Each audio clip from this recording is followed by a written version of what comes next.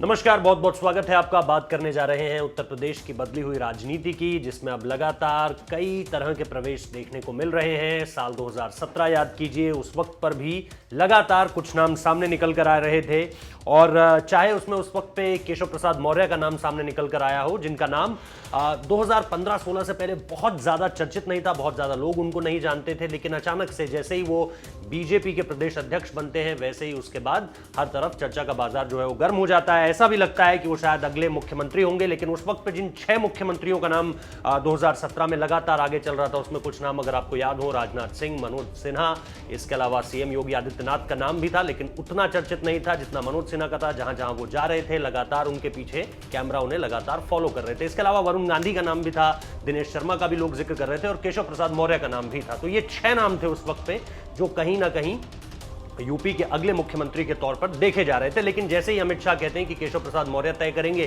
कि अगला मुख्यमंत्री कौन होगा, तो केशव प्रसाद मौर्य के नाम को लेकर जो बातचीत है वो अपने आप से ठंडी पड़ जाती है और उसके बाद एक नाम सामने निकल कर आता है जो कि सीएम योगी आदित्यनाथ का नाम होता है। हम इतिहास में क्यों ले जा रहे हैं, आपको ये जानना इसलिए बहुत जरूरी है क्योंकि अब एक और चीज सामने निकल कर आई है। ये चीज जो सामने निकल कर आई है वो अगेन एक और नाम है और मऊ से ये नाम जुड़ता है। अति पिछड़े जुड़े मऊ के एके शर्मा बीजेपी की पसंद बन गए हैं। क्यों बन गए? क्योंकि हम लगातार आपको पिछले कुछ वीडियोस में भी बता रहे हैं कि कैसे आने वाले समय के लिए उत्तर प्रदेश की तैयारियां बीजेपी शुरू कर चुकी है। आप जान रहे होंगे कि पश्चिम बंगाल को लेकर बहुत सारी चर्चा है, वहां को लेकर के पूरा का पूरा बाजार इस वक्त पे, मीडिया का बाजार मैं कह रहा हूं, बहुत ज्यादा गर्म है। लेकिन अगर ये क्वार्टर फाइनल होने वाला है तो मैं लगातार कहता आ रहा हूं कि यूपी जो है वो सेमीफाइनल होगा और फिर 2024 में आम चुनाव जो है वो फाइनल होगा। लेकिन बीजेपी सेमीफाइनल की तैयारी जो है वो क्वार्टर फाइनल के साथ साथ कर रही है, ये साफ तौर पर देखने को मिलता है। क्योंकि दूसरी तरफ अगर आप देखें, आम आदमी पार्टी अपनी तरफ से घोषणाएं कर चुकी है, कई तरह की बातें वहां से सामने निकल कर आ रही हैं। ओवैसी आकर कहते हैं कि वो 12 बार जो मिन्नतें कर चुके हैं अखिलेश यादव से मिलने की और इस बार अपने दोस्त के साथ वो मिलना चाहते हैं। तो ये एक अलग तरह का सत्ता का समीकरण सामने निकल कर लाएगा।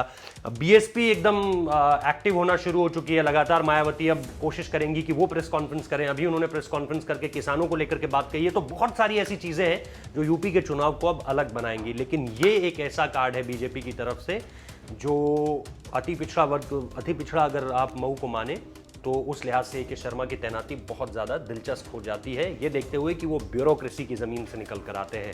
तो क्या बीजेपी ने जो तैयारियां हैं वो शुरू कर दी हैं, और अगर शुरू कर दी हैं तो क्या वो पूरी तरह से इस वक्त पे सही ट्रैक पर हैं? ये दो चीजें बहुत ज्यादा अहम है, क्योंकि चुनाव कोई भी हो, बीजेपी लगातार, हमने देखा हैदराबाद में कैसे विपक्ष कहता रहा कि देखो उन्होंने तो अपनी पूरी पार्टी को ही उतार दिया है यहाँ के चुनावों के लिए। ये अच्छी बात है कि बीजेपी हर चुनाव पे कॉम्पिटिटिव रहना चाहती है, वो लड़ना चाहती है और अपनी पूरी ताकत झोंकना चाहती है, जबकि विपक्ष इस तरह से नजर नहीं आता है। खासतौर पर मैं कांग्रेस की बात करूं तो देखते हैं ये चीज किस तरह से आगे निकल कर आती है। फिलहाल अभी ऐसे बहुत सारी चीजें अभी उत्तर प्रदेश में होनी है जिनको लेकर के आपको खेल समझ आने लगेगा। बहुत बहुत शुक्रिया इस वीडियो को देखने के लिए।